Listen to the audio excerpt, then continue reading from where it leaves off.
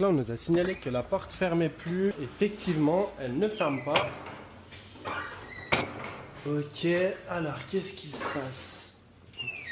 Ok, donc déjà, vous voyez les ventouses, elles ont pris une bonne patate. Est-ce que ça colle correctement? Ah, elle colle quand même. Et celle-là, non. Je pense que ça a pris un peu cher. On va ouvrir le petit bandeau ventouse, on va regarder à l'intérieur comment c'est fait. On va se mettre à l'aise.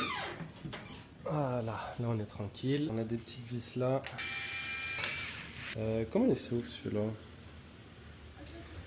Ah, en fait, on peut pas l'ouvrir. On va la remonter. Donc là, en fait, au fond, il y a une petite vis.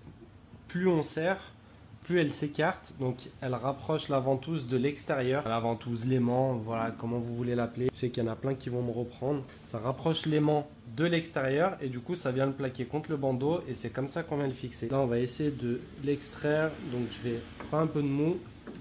Donc là, vous voyez, plus je la desserre, plus j'ai du jeu à l'intérieur pour la faire bouger. Alors là, j'aimerais la faire sortir. Ah bah attendez, je peux faire comme ça à la limite. Je fais sortir par là. Donc là, vous voyez, on a le moins, il nous manque le plus. Donc forcément, ça ne peut pas fonctionner. Ok, donc là, c'est tout simplement ça. Alors, tac, tac, tac. Là, vous voyez, on a l'alimentation électrique. Et on a un deuxième câble qui vient alimenter cette ventouse-là. Étant donné que cette ventouse fonctionne, j'ai pas trop de doutes, je pense que le problème vient uniquement de ça. Vous avez vu, elle a été vachement bousculée, la porte. Je pense que quelqu'un a dû forcer dessus comme un malade. Voilà. On va vérifier aussi que le moins ne bouge pas. On teste. La ventouse colle. Parfait. D'ailleurs, elle a collé au bandeau. Donc là, pour la remonter, je vais être obligé de la désactiver. Voilà. Vous avez vu, parce que sinon, elle reste trop collée et je peux même pas la remonter. On va essayer de remonter les connexions sans recréer le même défaut.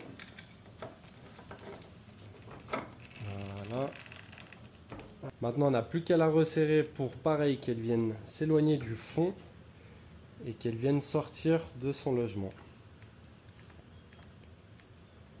Là, vous voyez, elle dépasse. Donc, c'est nickel. Les deux collent. Il n'y a plus qu'à tester avec la porte. Et là, ça ferme correctement.